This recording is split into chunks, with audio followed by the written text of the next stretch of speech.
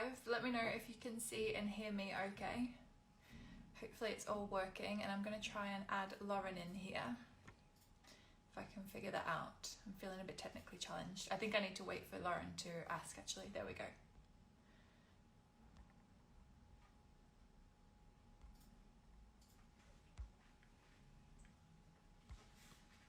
Hi everyone, welcome. Just going to wait a few minutes before we get started for everyone to arrive. Hopefully you can see and hear me all right. Hey! Hey Lauren, how are you? I'm great. How are you? I'm good, thanks. I've been so excited to chat to you. I mean, I know we chat all the time, but like chat and do this properly. Yeah, it's good to see your face. Yeah, yours too, yours too. So for anybody who is new around here, I'm Vicky from the Fashion Business Coach, and I help small and startup fashion brands to launch and scale successfully. And I love having amazing guests on like Lauren, who can teach you things and offer a different perspective. And Lauren has a really exciting career in PR and has done a lot of things relating to fashion weeks and other cool stuff that we're going to talk about. So Lauren, how would you want to introduce yourself? Sure. Okay. So I have been in PR for almost 3 years now in the DC area. I was really fortunate to meet a great publicist and a founder of her own PR firm, and she's taken me under her wing and taught me just an insane amount of behind the scenes PR skills in a really short amount of time. Yeah. So it's an exciting career. Like, I really enjoy fashion weeks. Like, we do New York Fashion Week, we do DC Fashion Week. Amazing. We've had lots of fashion clients. So the behind the scenes, like the PR part of it is really fun and it's fascinating. But there's a lot of things that your clients or your followers can do themselves that they don't have to pay that big ticket price for. So that's what we're going to talk about today. Yeah, and I'm so excited to have you chatting about this because for anybody that doesn't know, Lauren and I actually work together a lot. I think for the past year we've been working together. It's gone fast. I know it's flown by. And Lauren has her own kind of business as well. We'll link to it. It's put into words, and basically she helps me with PR and outreach and all these really amazing things that can get you visibility for your brand and also credibility, which is something we're going to talk about later on as well. And as Lauren said, like so many people think, oh, PR is not going to be for me until I've got like big bucks to spend on a PR agency, and they are super expensive if you want to be on retainer with them. But I've used this in my business for 10 years now, and God, that makes me feel old.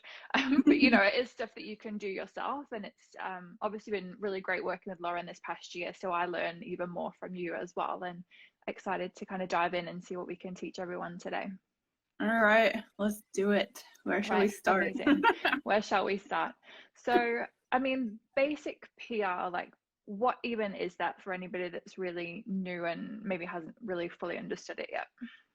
Yeah, so PR, I guess, from a fashion brand sense, would be visibility for your brand, whether it's a goal of making more sales or you want to build credibility as a designer yourself, you want to build notoriety, press releases, features, just getting the word out there about your brand so that it stands out from every other brand, and finding that angle that really makes you unique. And it's a lot about like how we can just simply find you. So one of the tips that I was going to share today is just really easy. All it is putting your email somewhere in your bio on Instagram, because all PR people look on Instagram every day. I know, they look for clients, they look for collaborations, especially with fashion brands to collaborate. So your Instagram is like your portfolio, honestly, and it's essential to have your contact information. And I've come across so many great fashion brands when I'm looking, or even photographers or makeup artists when I'm looking, but there's no way to contact them other than a DM that they might not check in time. And that's crucial, I think, just picking up on what you said, in time, because people don't have time in PR. A lot of the time, like I remember when I for my own fashion brand, people would be like, I need this and I need it within like the next few hours because they have deadlines. And that's right.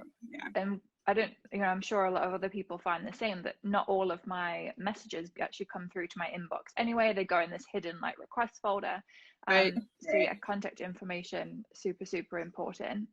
And I guess just having an amount of consistency, I suppose, on your Instagram profile, so somebody can instantly think, okay, yes, this person's a good fit, or you don't want them to be confused about what your brand is about. Right. Yeah, that's exactly right. Yeah. And Yeah. in terms of then, so we want to get involved with PR, we want to get featured. What Mhm. are your kind of key tips for getting started with that? Okay. So if you're, if you're looking to do your own PR, like trying to get featured without going for it with a firm, obviously they have the network and the connections to the bigger names. But if you want to get started yourself, just to build that credibility, to add it to your media kit, to add it to your website press section, I would start local, and I would Yeah. build my own media list of anything I can get published locally first, and get your people behind you in your location. Keywords is another one that the publicist who's trained me has taught me big time. Is if you're trying to pitch to a fashion magazine, they get thousands of pitches, and if it doesn't stand out, it's not going to be opened. And a lot of times they'll be told to write about a certain topic, so they'll go into their inbox and click this, search the keywords, and whatever pops up, with the most keywords that's relevant to the topic they want to write about, that's what email or pitch they're going to open. So if you need to look for that unique angle with your brand when you're creating your pitch. Otherwise, if it's just, this is my fashion brand, this is who I am, and I'd love to be featured, there needs to be an angle, whether it's sustainability, or we've worked with that a lot. Something that makes you stand out. Yeah. So keep. And that's I mean, I can imagine these people, especially like the bigger the publication, the more people want to be featured there. And if you're just writing like, hey, look at my fashion brand, it's amazing, they hear Right. that 100 times a day, and Right. they're going to have a specific agenda that they're writing about. So that's something that I know you and I work on when we're pitching. We'll be like, okay, so what's our in here? Like, why are they going to care about us and what we're doing specifically?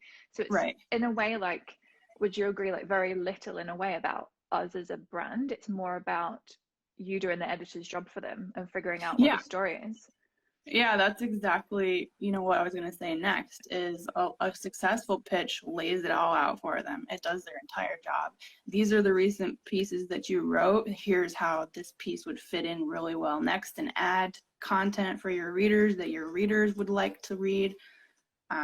You could even go so far as giving them bullet points, a title, whatever makes their life easier. Because if you say, here, check out my brand, they're actually having to click on something or dig into something and look for your about, or look for they don't have time to do that. So do their job for them as much as possible. And that's the thing, it sounds so insignificant, doesn't it? Like, oh, just click on my website to view my product. Right. But actually, like, if you're doing that for 100 different pictures you got today, like that becomes a lot of time that you're spending. That's 100 tabs. Yeah, right? No, thank you. Yeah. So I think so that's for simple. a lot of and I think for a lot of people it is just that reframing of the mind and like the intent when you get in touch with people, because in a way they don't care about you, they care about their story, how many shares that's going to get. Yeah. Right. So, and you're absolutely right, and the things that you write for me, like it's so focused and so centric on that editor or that publisher or magazine, whoever, what they're doing, and it's very focused to them. Yeah, and another thing I'd say is you might not get the response that you want right away. Let's say it takes a lot of time to dig into finding a specific reporter who's wrote a specific piece that kind of flows along with yours, and you write the perfect pitch to them, custom tailored. They might not respond until months later when it fits their content calendar or whatever they're rolling out that month. So I wouldn't be discouraged by not having like a lot of responses right away. And even if you get a no, it doesn't fit for me right now, you now have an email of a real person that you can hit up later. So no's are not that bad, actually. Yeah, and the fact that they've even bothered to reply kind of says a lot, because the majority of the time they just just don't. So that you're getting in there, you're getting into their inbox, in front of their eyeballs and everything. That's yes, really good. Yep, they clicked on it, so your keywords worked. Yeah. I guess along those lines, in terms of if you haven't heard back, do you recommend like following up, and what's kind of a good etiquette, like a good amount of time to wait between messages? Yeah, that's a good question. I don't think there's anything wrong with following up. Obviously, don't harass them. Yeah. Even, and I've heard it said that when you do follow up, it's not really beneficial to say this is a follow-up because they obviously didn't read the first one, Okay. which makes them think automatically, oh, I wasn't interested in it before, so Yeah. I'm just going to dismiss it now. So just create a custom new pitch based off what they're writing about currently or current events or however you can spin your angle to fit and be relevant. Mm.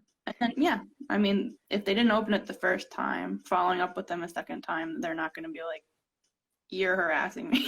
Yeah. They're not going to remember. Yeah. And that's the thing, because of the volume of messages that they're getting, it's not as though they'll be like, oh yeah, I remember, like they either read it and were interested, or they didn't read it, or they weren't, like there's no harm in that follow-up. That's really No. interesting, and something that I cottoned onto like way too late. You probably told me, in fact, about not doing it as a follow-up, or Mm-hmm. did you get my email, that kind of follow-up, because Mm-hmm. and just thinking out loud, I guess, like from the keyword perspective, you've kind of got two opportunities then. If you've used like slightly different keywords in the first pitch and the second That's right. pitch, Yeah. it's kind of another opportunity to be found and featured. Right. Yeah. Yeah. You don't want to waste space on saying, "Did you get my email?" Or yeah, in the subject line, you want Yeah, as many keywords as you can. Yeah. yeah, no, I love that. And I know you and I were chatting a bit about like fashion weeks and kind of sponsors and gift bags and all that kind of thing. For anybody who is thinking of doing not even necessarily a fashion show, but some kind of in-person event again when we're Yeah. allowed, what's your kind of take on that, and I guess key things to consider with those?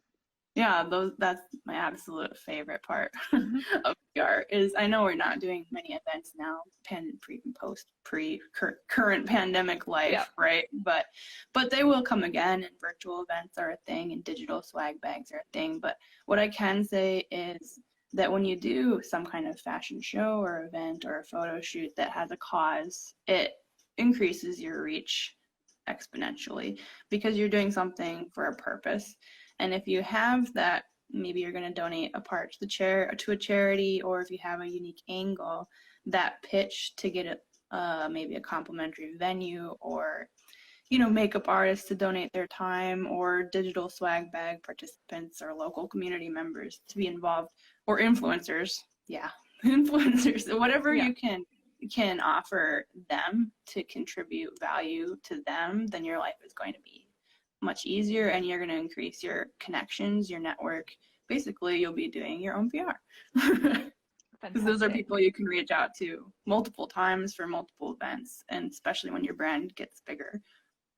And that's the thing, it is so much about networking and Mm-hmm. trying to know as many people as you can, essentially, which I know freaks some people out, but it is an important part, I think, of making public relations work. Right, right. Yeah, that's why there's probably that big price tag, because publicists that have been in the game for a long time, they know so many people. So you're Yeah, paying for those connections, and it makes sense in it. But at the beginning, if you don't have that or you don't want to go down that road, there are things you can do, and I would start local yeah, and give as much back as you can. That way you build those relationships, and then they'll grow because those people know people and they know people, and then just yeah, exactly. snowballs. Mm-hmm. And I think as well, even if you don't have a connection at a particular place, if you have got those kind of local features kind of in the bag, it then becomes easier to kind of jump to the next level of like Yeah, a national publication or even international publication. Like they kind of like that credibility that you've been seeing somewhere else first. right. You were interesting to someone else first. Yeah, it would be really hard to pitch to a big publication with no press features. I mean, we can do it, but it would be very hard. Those small local publications or radios or blogs, podcasts, they all Mm. build your credibility. Yeah, for sure. And I mean, the good thing is when you are doing your own PR, it's essentially as much time as you want to put into it. Right. So if you want to spend Yeah, time like pitching to the big guns, then like you absolutely can. But it's just a case of thinking, okay, so what is my hit rate likely to be and my success right, rate versus on a right. local one, it's going to be a lot higher versus a bigger one. Yeah. In terms of like other things that we should be doing for the pitch, I know we were going to talk about media kits today. Yeah. And like, Yes. how would you describe that for anybody who's never heard of one? So a media kit, especially for a fashion brand, they're also called lookbooks. Um, they're like a visual portfolio that obviously shows pieces of your work and gives a little background bio on you as a designer or you as a brand or a founder. And then you should definitely include, like if you're going for, let's say you want a partnership with an influencer, you need to have your social media stats so that they can see their audiences are aligning on your social media. So basically, a media kit is like a visual portfolio that shows how any kind of feature or collaboration would work for the other person that you're pitching to. It's designed to land partnerships, collaborations, features, influencers. So it's definitely something that when brands come to us and they want to start the PR process, that's something we do first. We don't really go forward without it. Because So if we it's do a that pitch, essential. people will ask for it. Yeah. Okay. So it's really something that you're going to need as soon as you have the idea to be working with PR in any kind of capacity, really. And Yeah, so you could required for any either kind of pitch. pay their prices and have their designers do it for you, or you can do it yourself. And there's definitely ways you can do it yourself and look very professional doing so. Yeah.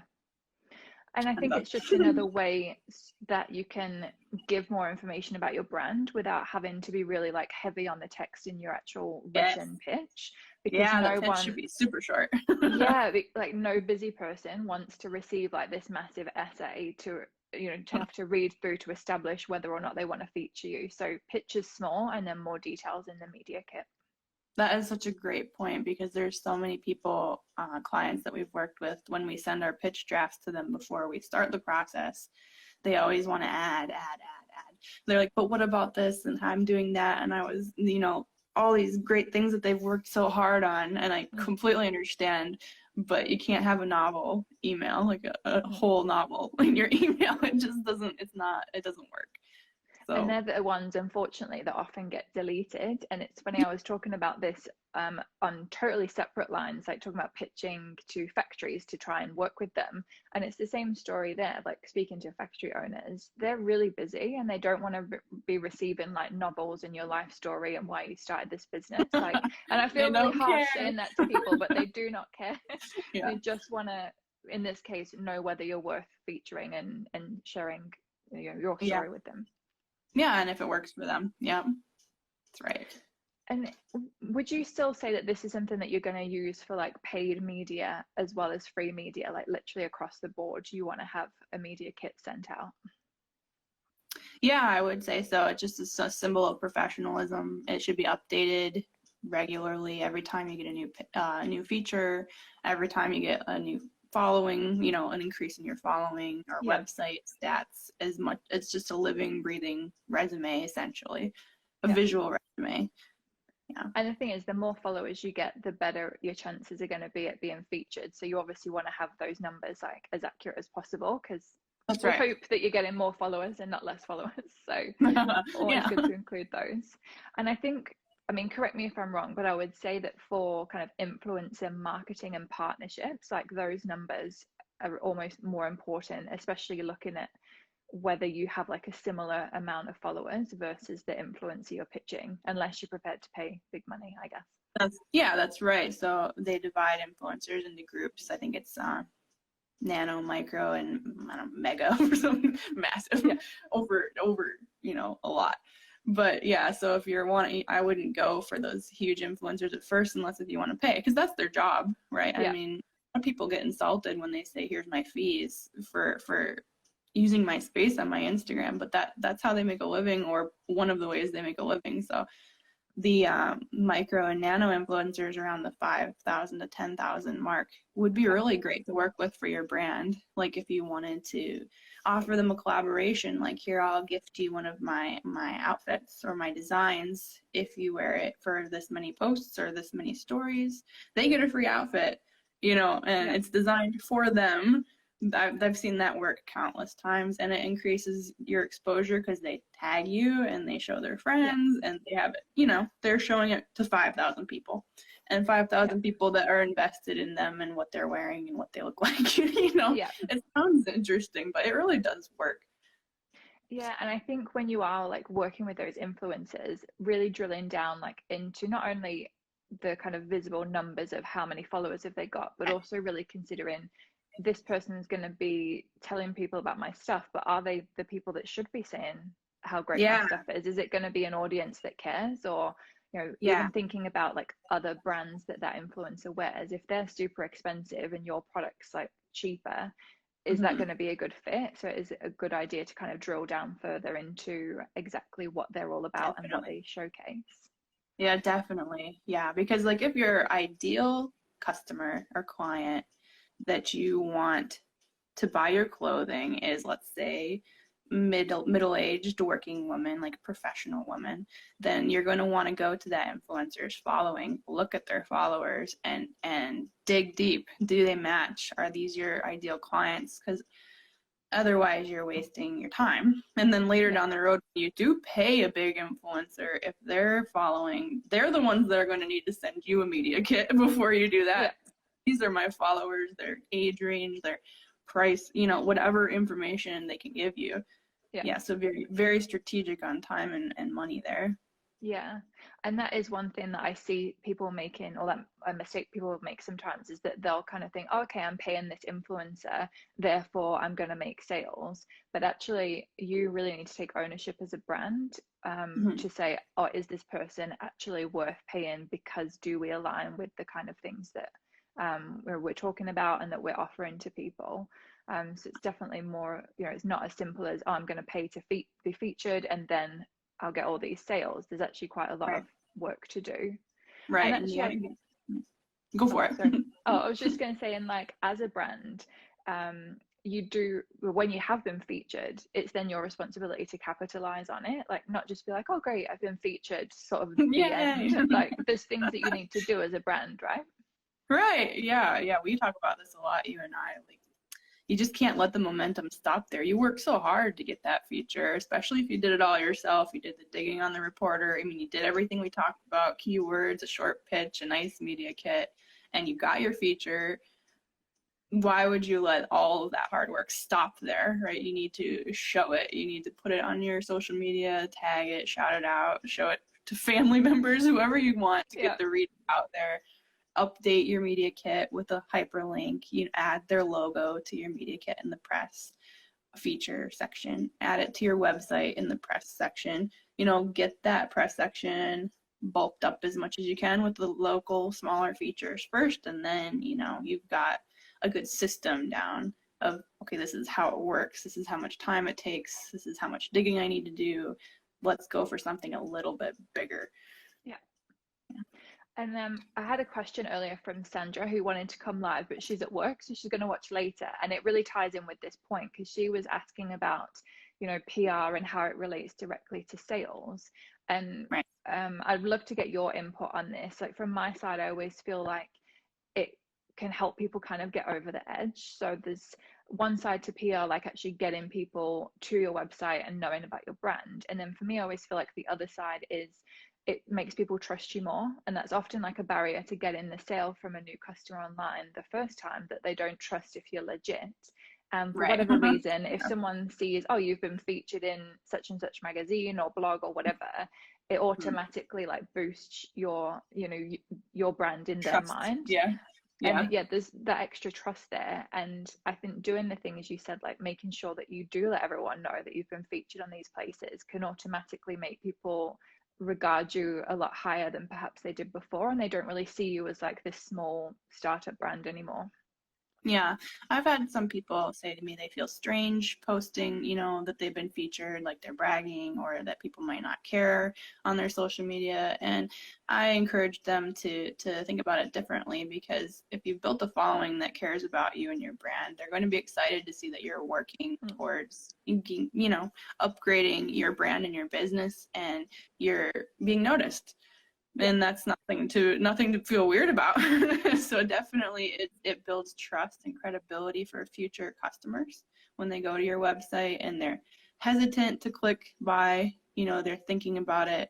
They see that you've been featured by a credible publication, then you're right. Definitely. There's that trust there that they'll be more likely to buy and not feel like it's going to be a scam or something. That's Yeah. just, yeah, it's difficult to get that first feature, but once you do, you need to capitalize. Yeah, for sure.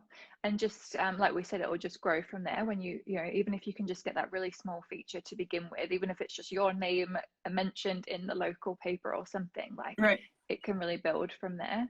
And I think, you know, it's so worth doing from the getting customers into the business side and then transitioning them to a paying customer as well. So super Yeah. worthwhile, especially as like you said at the start, there's so many ways that you can DIY this and you don't have to be reliant upon, you know, these huge retainers. And you know, Right. maybe in the future that's something you want to, you know, people will want to work on, but right now at the start I think, you know, you can absolutely get press for free. You know, I know that it's worked for me personally, and yeah, it did so well for my business. It was such a great kind of asset to have that catalog in the end or portfolio of press features, because people would be like, wow, this person like, or this brand must really make cool stuff to be featured in all these Right. places, when really Right. it's not actually like any of the publications vetted me, or you know, it's but for Yeah. whatever reason people associate it with, wow, like recommended by, and it's not really a Mhm. recommendation, but people view it in that way Right. for whatever reason.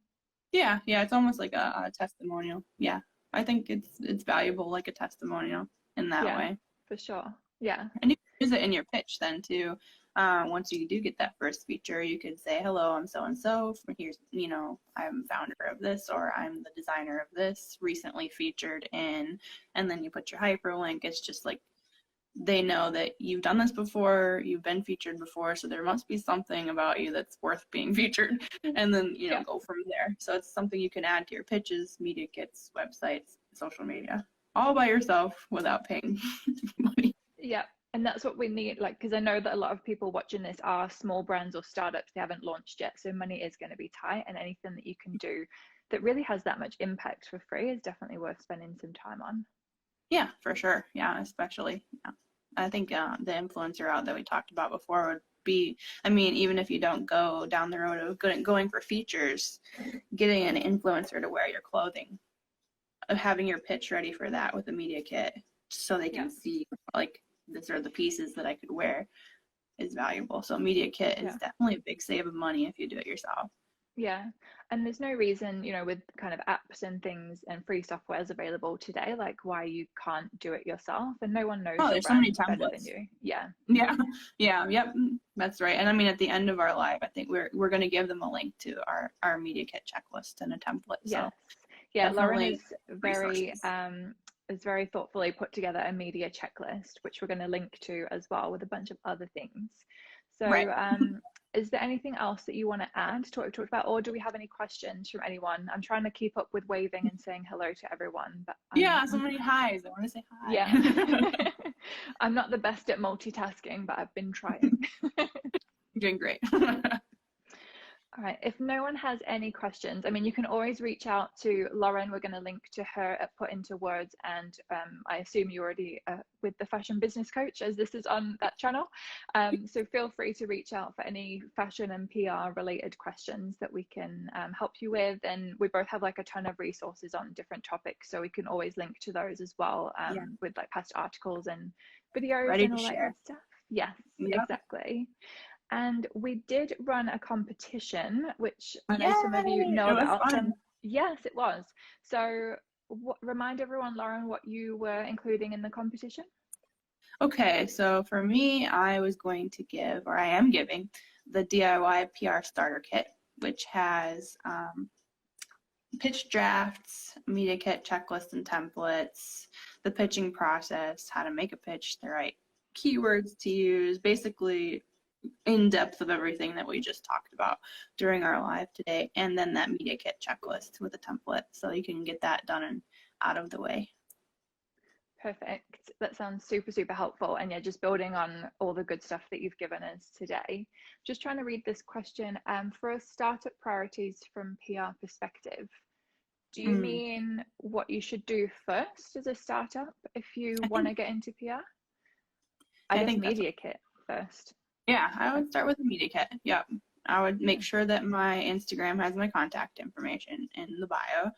I would put together that media kit, I would start to put together a list of local, publications, podcasts, and blogs that you think would be beneficial, and then put together a pitch draft and give it a go. See what happens for free. Yeah. Okay. Perfect. Yes, we've answered the right question. Perfect. Yay. Thank you for that. And yeah, so we'll link to those things as well with like Lauren's media kit checklist. So you can have a look at that and just make sure that if you are wanting to get into doing like PR outreach, that you've got everything you need on that media kit so that you can send that across for really, it's, from what we've been talking about, suitable for kind of any kind of pitch that you want to do, whether that's like a print media, an influencer, anything that you want to be featured in. So you can have a look at that. Oh, they're saying thank you. You are welcome. You're welcome. And then with the competition winner, then I'm sorry if I butcher the name as I pronounce it. I think it's sheis.am, but we're going to DM you anyway. So congratulations, you've won all that great stuff from Lauren and my fashion sales kit as well to help you get your Instagram marketing and social media marketing in general happening a lot faster with scripts and things that you can post rather than having to come up with it all yourself from scratch. And so I'll send you a DM. Yes, time saving. That's what it's all about as an entrepreneur, right? So I'll send you a DM and just get some details from you so that we can set you up with those things. So congratulations. Congrats. And I'm trying to remember if there's anything else that we wanted to talk about today. Is there anything? I mean, Lauren, we need to know where to find you and how you can help people. That would be really good to know. Yeah, so if you have specific questions for your brand about anything that we talked about today, feel free to DM me. I'm at put into words with the underscore, and then it will be linked in the description on this IGTV afterwards. And we also were going to include links to your blog post on working with an influencer and about PR marketing too. So there's going to be a lot of good links to grab after this live. Hopefully. And yeah, hopefully we've inspired everyone to give it a go, because I know speaking to people in the run up to this, they're like, oh, I'm not sure if PR is for me. It's like, sounds really expensive or really not something I can do myself. So hopefully we've inspired some people to give it a go. Yeah, of course. A lot of DIY people out there who can definitely do it. Yeah. And if anyone, I'm going to vouch for Lauren here, if anyone needs someone, who maybe you don't have much time and you do want someone to kind of take this whole PR thing off your hands, then I can absolutely recommend Lauren, as it's been a great year working with her. So I do recommend you reach out to her. And I'm so glad we got to do this live together. And for anyone that's just joined, I see a few people still popping in now. We are going to have a replay available so you can catch all of the tips and everything from the beginning if you want to. I'll try and figure out how to do that now. All right. All right. Thank you to everyone that's come and stayed, and I hope that's been useful. And also, obviously, thank you, Lauren, for your time and for sharing all that with us. I really appreciate it. Thanks for having me. It's been fun. All righty. Take care, everyone. Have a good day or night, depending on where you are. See you. Bye. Bye.